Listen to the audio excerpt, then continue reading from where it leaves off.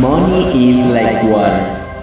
An article released on March 2022 by Nick Hanauer said, "Our current crisis of geographic inequality is the direct consequence of policy choices made at the national level."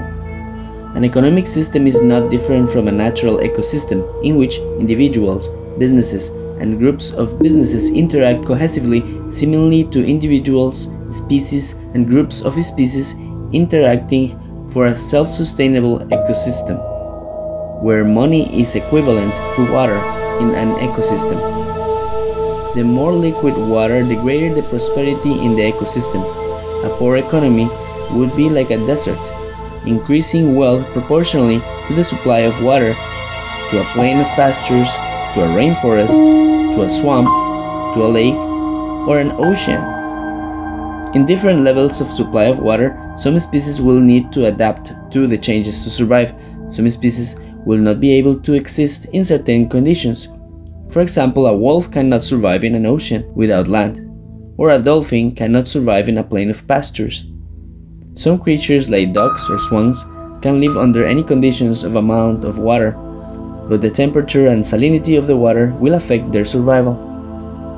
We know that biodiversity and prosperity of life forms are directly proportional to the amount of water the environment contains. The same happens for businesses. Some businesses will go extinct and some will thrive in different market conditions, depending on the levels of supply of money, while some businesses will always exist in all types of markets. So stability in the supply of water should stay fairly constant for species to thrive, as well as businesses.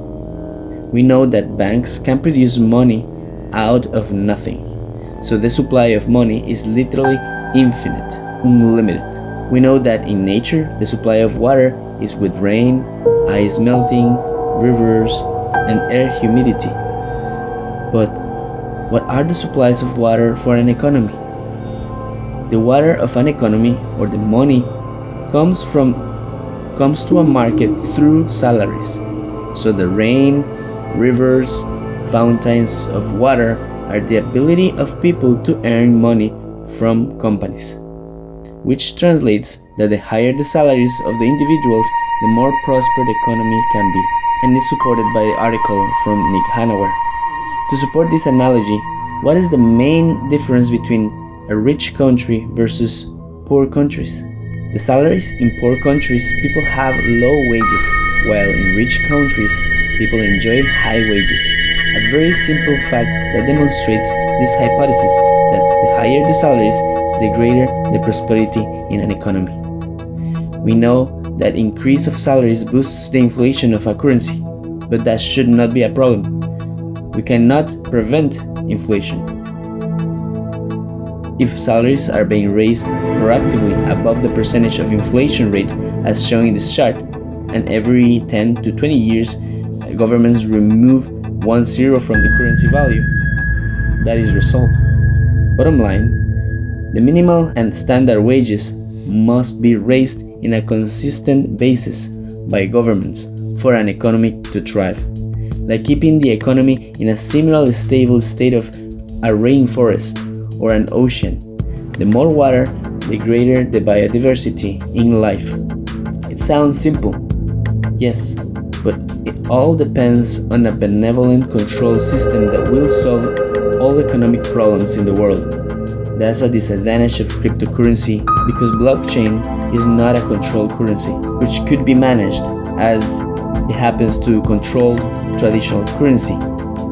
Since fluctuations of value of cryptocurrency are usually unstable, a prosperous market might not be feasible in an economy based on cryptocurrency for businesses to thrive.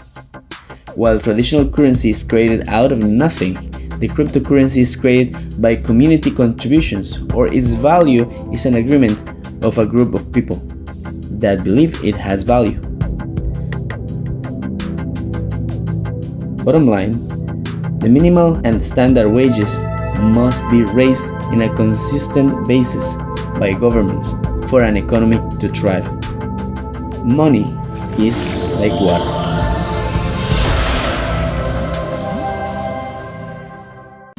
If you like our videos, please subscribe and enable the notification bell. Also share to your friends and comment.